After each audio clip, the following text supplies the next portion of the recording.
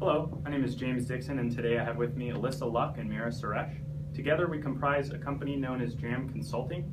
This semester we were tasked by Delta Dental to make a final recommendation in terms of vertical integration, a strategy that they have been considering. To do this, we looked at some key questions. These included, what are the benefits and risks of vertical integration for Delta? What does a timeline look like for Delta Dental? So when would we start this process and what would it look like along the way? What are some potential threats that are arising from issues that are currently happening in Mexico, which we'll discuss in just a few minutes? How should this be funded? Are we going to look at venture capital, outside banks? Or is this something that we're looking to fund strictly with Delta Dental capital? Next, we'll look at how we would approach our network dentists that currently offer Delta Dental insurance that may take a look at this and believe that it's some form of competition that may come to arise. And how are we going to approach those dentists? Next, and finally, we'll take a look at legal issues, both state and federal issues. So to answer those questions, we broke down our presentation into some key categories. First, we're going to cover the executive summary, which will go over the objective of vertical integration, as well as a final recommendation. Next, we'll look at a marketing plan, a look at the risks, some possible blind sides, and legal issues. Next, we'll take a look at Mexico, what the issues that are going on there. An operational plan. We'll take a look at the finances, what's coming in terms of revenues, and then what would be going out initially as expense. We'll come up with a strategy, and finally, some milestones for success. How are we going to determine if this was a successful venture for Delta Dental? So we begin with the executive summary. As I mentioned, it's going to cover the objective, what vertical integration means for this company, and then our final recommendation. So the objective of vertical integration is a simple one. It's Delta purchasing dental practices. So whether that's, the ownership of dental practices. So whether that's purchasing new practices or building practices, whether the objective of, Okay, start from the objective. Sorry, guys. Okay. The objective of vertical integration is a simple one. It's the ownership of dental practices, whether that's the purchase of current practices or starting new practices from scratch. There's benefits and there's negatives of each of these, and those will be discussed. The goal behind this is an increase in both profit as well as market share. Our final recommendation is to pursue both profit and nonprofit segments. We do this because of some laws that we'll discuss later, as well as our ability to predict future revenues in specifically the for-profit segments. We recommend Delta to purchase established practices rather than creating new practices from scratch, with two major factors. The cost to start a new practice is much more expensive than the purchase of an existing practice, as well as existing practices already come with an established revenue stream, which will help pay back the initial investment much quicker than a newly established practice that does not have any form of revenue stream from the beginning. And lastly, we recommend a $36 million investment out of the $100 million currently available in reserves for Delta Dental. And we recommend this solely from Delta Dental rather than making use of venture capitalists, for the sole reason that a typical venture capitalist agreement is full repayment within 5 years, as well as a typical agreement to pay a profit of 100% of that initial investment, which, although this is a very profitable venture for Delta Dental, that would make this make it impossible for Delta to make use of venture capitalist money and still churn any kind of profit. Now I'm going to pass it off to Alyssa, where she's going to talk about the target market in the form of which dentists we will recruit for our practices. Hello, my name is Alyssa. And a target market for this marketing plan would be recent graduates from dental school, mainly because they would not have the sufficient funds, experience, or knowledge of starting their own dental practice after they graduate. Another would be dentists who are underperforming, which results in not generating enough revenue. If these dentists are struggling to maintain a good practice, then they might be interested in vertically integrating with a dental insurance company. Another would be dentists returning from a hiatus, because if they might have a hard time starting from where they left off, and they might not be as skilled as they used to be. Last but most importantly would be dentists who do not want to continue as an entrepreneur. These dentists might want to continue working as an associate because they're passionate for their work, but they might not have the mental strength or willingness to do all the entrepreneurial duties. So from this, we recommend that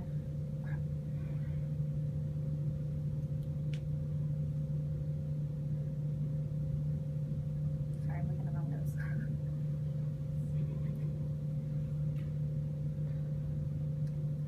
Working as an associate might be less stressful. Working as an associate might be less stressful because they would not have the burden of any managerial responsibilities. So for the dentist approach, we did interview a couple of dentists regarding the process of vertical integration with dental insurance companies. And as a disclaimer, we did keep all names confidential as we did not want to harm anyone's reputation or image. And we did leave out Delta's name as well. And from this, basically they said that they would not want to vertically integrate with a dental insurance company, mainly because they want the ability to be their own boss, control how much revenue they can generate, as well as be able to pave their own path as an entrepreneur. So based on this feedback, we recommended that entrepreneurial dentists would not be a part of the target market. Someone we did interview was a recent graduate who is currently working as an associate at a dental office, and we asked her the same questions, and she said that she would be a part of this model if it were implemented because it would give her more experience with patients and it would give her more knowledge, and it would also give her access to a mentor, and it would also help her pay off some student loans. The way Delta should approach the dentist in its network is by reinforcing the relationships between the dentist and the dental insurance company, because some dentists have a perception that dental insurance companies only care about money and profit. So if Delta were to emphasize the benefits to dentists and patients, maybe the dentists wouldn't feel as negative about this process. The benefits for the dentist would be that they would have more time to focus on their dental work instead of the administrative work. The fees would also be a lot cheaper for the patients, and they would have a steady pool of patients as well. They would also have a consistent salary throughout the year rather than depending on the revenue that's from the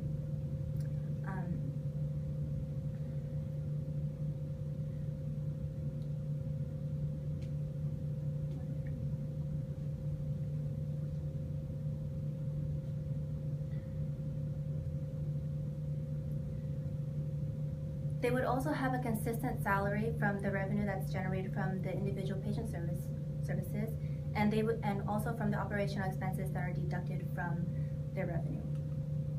And now here's Mary, who will talk to you about the competitors. Hi, I'm Mira, and I'm going to be discussing the competitors of Delta Dental. So MetLife is one of the competitors, and they are a global insurance provider. They are Delta's main competition. They provide a variety of services, including annuities, as well as homeowners insurance, auto insurance, life insurance, as well as medical, pharmaceutical, and dental insurance. They have a variety of consumers appealing to retail, corporate, volunteer and workers' benefits, and they are present in 5 different continents. Founded in the mid-1800s, through the years of experience and resources, it's no surprise that they are the market leader. The next competitor is Aetna. They are a diversified healthcare benefit company, and their services include medical, pharmacy, and dental plans, as well as Medicaid healthcare management services and health IT services. Now, what's unique about Aetna is that they have also implemented a vertical integration process. However, it is very different from Delta Dental. Delta is an insurance company wanting to vertically integrate with dental practices that provide dental services. Now, what Aetna has done is integrated with Coventry, which is another healthcare provider. However, they provide a different range of insurances, and they dip their hands into a different pool of target markets. So what that's done for Aetna, it has increased their core range of services, diversified their healthcare plans, and it has also significantly broadened their global network.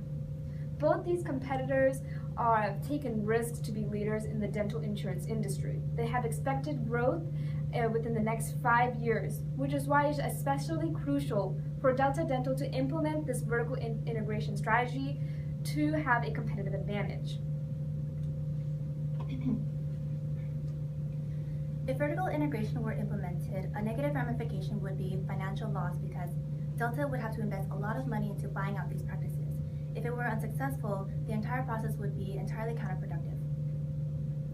It would also harm Delta's image because it would show that Delta is not capable of implementing a new strategy that has never been done before. It's also very risky because if they were to vertically integrate with dental practices, many dentists could possibly leave and work for another practice. They might not like the corporate environment, or they might just want to continue as an entrepreneur. So the feelings of these dentists are very important to consider when implementing a new strategy in their field. The positive ramifications would relate to the financial gain and the company image. If vertical integration were successful, then Delta would be able to generate more revenue from the dentists that are working on the patients in a day. The dentist would have more time to focus on the patients, and the waiting time would be decreased as well. It would also boost Delta's image because it would show that Delta is capable of implementing a new strategy that no other dental insurance company has ever done before. This would make Delta the leader in its industry, and competitors would have a hard time mimicking them if it were successful. So I will be discussing the blind sides that Delta Dental needs to look out for. Now, implementing a vertical integration strategy is not an easy task. There are going to be obstacles along the way.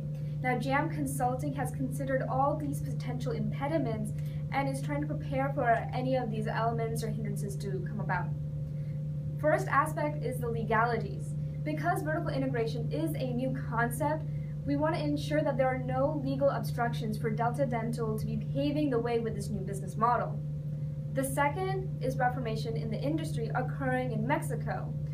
We wanted to identify what is exactly occurring in Mexico and if that process can transfer over to the United States.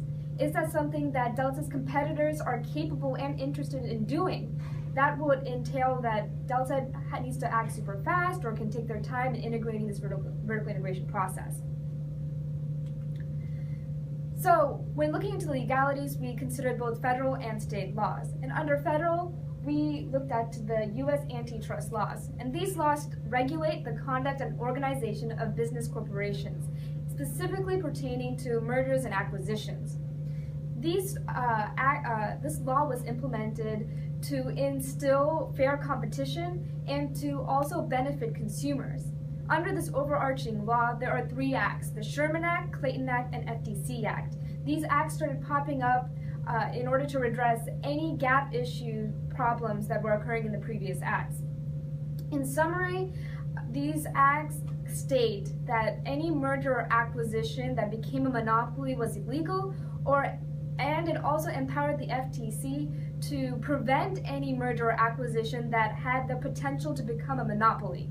So this was stated because if these companies became a monopoly, it could potentially eliminate the competition, and that would be, of course, an unfair competition, and it will also limit the choices that consumers have in the variety of products and services. Now, in state laws, we had to do a lot of research regarding this. Each state have different litigations regarding who can own or who can be a proprietor of a dental practice. There are two rules that apply to all states. First, nonprofit and professional corporations can be proprietors of dental practices. Now, professional corporations are very different from regular corporations. All members in a professional corporation needs to be licensed in that profession. Now, what that means is, for example, to own a dental practice, the professional corporation's members all need to be licensed in dentistry to own the dental practice. The second rule is that any member that does not have a license in dentistry may not affect the clinical judgment of a dentist. So, for example, if a nonprofit organization were to acquire a dental practice, they cannot affect or influence the clinical judgment of a dentist on what kind of care the patient receives. These laws were stated such that the patient receives the best care and is not profit motivated. Now, after doing a lot of research on the states, we grouped all the states that have similar laws, and we came up with 4 groups.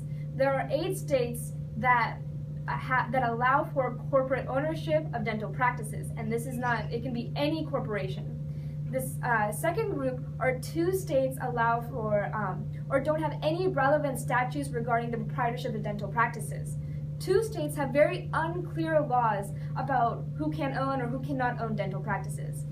And the last group pertains to all the remaining states, whereby only licensed dentists and licensed hygienists are able to own dental practices. Delta is a registered nonprofit, under which it is a not-for-profit. There are 39 sectors that are nonprofit, and a few sectors are for-profit. That is an amazing combination that gives a lot of competitive advantage compared to Delta's competitors. Delta's competitors are both completely for-profit. So, thus, our recommendation for Delta Dental is to empower the sectors according to the state statutes. What that means is, for the states that allow for corporate proprietorship, that Delta empowers their for-profit sectors, and for the states that don't allow corporate proprietorship, that Delta empowers their non-profit sectors. So they cover all the states in the United States. So now to discuss about Mexico. What's currently occurring there? Well, a few entrepreneurs have gathered different dentists and have combined them to become a mega practice. On top of which now they are providing their own insurance, which is essentially vertical integration. Now what we want to find out is if this vertical integration process can occur in the United States, and how are we going to address that. So in the United States, the statutes prevent entrepreneurs from vertically integrating. At least that's the case for most of the states. So this is very unlike Mexico. The second is that Delta's competition are handicapped to vertically integrate due to the statutes of the states, meaning that since MetLife and Aetna are both for-profit companies, they cannot vertically integrate in a majority of the states. Now, what if a group of dentists decide to group together and start providing their own insurance? Well, JAM Consulting has considered this as well. Excuse me. And because this U.S. state laws prevent anyone that does not have a license to issue insurance, they are prohibited from issuing insurance. Now, the requirements to issue insurance are that first, you need to pass a very advanced exam. Second, there are extensive pre-exam course trainings, which means there's a bunch of classes that takes years to prepare for. And also, there are post-exam course trainings that every 2 years, insurance providers need to go to a class to update themselves on the laws and regulations regarding insurance providing. So this is all a huge disincentive for dentists to be licensed to also provide insurance. Now, one concern that Delta Dental should be a bit concerned about is the 8 states that do allow for corporate ownership, because that does facilitate their competitors to take advantage of that situation. To address this, we have also thought of a solution. Delta ought to pioneer this strategy in those 8 states. We want to direct more of our resources in those states so that their company is more established there. And this would give a stronghold on the competition. And on the meantime, we also want to slowly expand the nonprofit sector based on how much revenue and profit we're looking at. And now we'll be discussing whether we ought to have a separate division or a different company. So Delta would continue the process of vertical integration through Dentegra, which is a dental plan that is targeted. Let me start over again. Delta would continue the process of vertical integration through Dentegra, which is a dental plan that is more affordable for an individual who's looking for something that is more affordable. It's only available in most states through the healthcare exchanges, and Delta would go through its for-profit segments in the states that allow it, and through the nonprofit subsections in every state. This would also be a lot less costly for Delta because they already have the established resources in those states. And it would also save them a lot of time because they wouldn't have to go out of their way to look for these dental practices to buy out. And now here's James who will talk to you about. Oh, you should redo that though, because.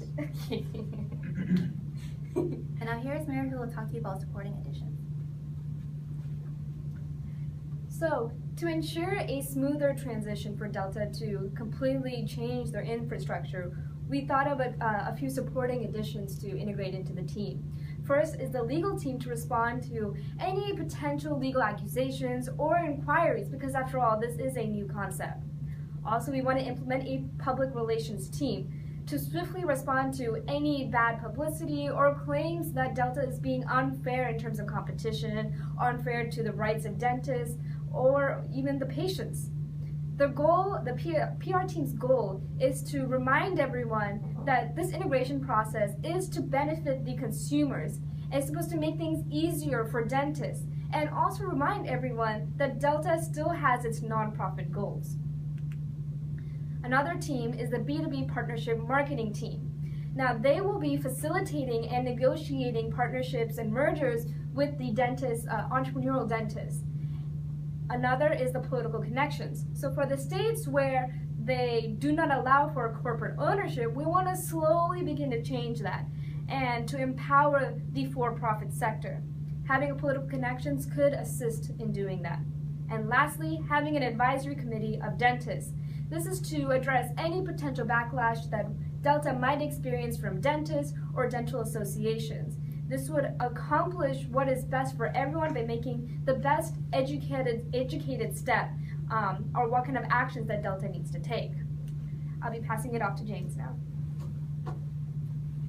Okay, so to take a look at the financial plan, the initial cost per practice is $714,000. That includes a purchase price of these already established practices of $375,000 and an annual operating cost for the first year of $339,000. Again, totaling the $714,000. Our initial investment, we want to concentrate mainly on the for-profit segment for all the reasons mentioned previously, both the illegal issues and then also the fact that we are unable to, at this point, project revenue streams for our nonprofit segment. At this point, there are not enough practices operating in the nonprofit segment for us to come up with realistic revenue projections. And we know and have the ability to predict these revenue streams for our for-profit segment. We want to concentrate mainly on this for-profit segment to make the return rate on our investment as short as possible. And we know that by year 3, we will already return our investment and begin seeing profits, which I'll explain in just a minute here. So again, we do want to explore the idea of nonprofit segment. We don't want to just forget about the fact that it's there, but we just don't know enough about it, so it's sort of an experiment at this point, and we do really want to explore the for-profit segments. This is what our 5-year plan looks like. Within 5 years, our adjusted net income per practice at the end of 5 years will be about $120,000. It's just going to be approaching $120,000. And our adjusted total income over the 5 years is $350,000 per practice.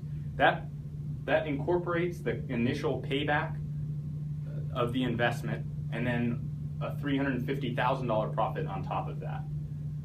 At our break-even point of just at the beginning of 3 years, we want to review and reinvest our investments. So at that break-even point, we will already have repaid almost all of our full investment, and we want to reuse that investment as well as anything that we may feel beneficial to reinvest towards our for-profit as well as our nonprofit segments. This is a chart that kind of shows what I had recently, what I talked about in the last slide. We are approaching 120,000 in year 5, 118 to be exact, and this is in thousands. With the first 2 years in the negative, because we simply wanted to show that we could pay back our initial investment within those 2 years. So although there were revenue in that year, we used that revenue to pay back our initial investments, both in year 1 as well as in year 2. By the end of year 2, we are only negative $150, meaning we only owe $150 of that initial $714,000 investment, which gets taken care of at the very beginning of year 3, where we begin to see profits from $115 all the way to $118 in year 5, again with a total of $350 over that 5 years. For milestones for success, we wanted to take a look at what we felt were important to accomplish to make this a successful venture. What do we need to do to make sure that this whole process was for a real reason? And first, we want to take a look at the break-even point, which again was at the start of year 3. After that point, everything we've done produces profit. So we've already paid back our initial investment, almost like there was no cost, and we just see profits at that point. Next, an increase in market share. And how do we do that is through our ownership of these practices. We have a direct connection to a target market of consumers, those consumers that either have Delta Dental insurance already, which we can just deepen those relationships. Those that don't have Delta insurance and have a competitor, we will have a chance to interact. Our associates and our dental practice managers will have a chance to interact with those consumers and possibly change their attitudes and get them to convert over to Delta Dental insurance rather than the current insurance that they're using. And lastly, in our nonprofit sectors, we have an opportunity to reach people that possibly don't even have insurance. And we can work with them to create plans that are affordable for them that will also increase the share of the market for Delta Dental. So at this time, we hope that our recommendation was clear, our reasoning behind our recommendation was clear, and we'd like to leave you with a chance to ask us any questions. You can email them over or give us a call. I don't know. Okay, we're done.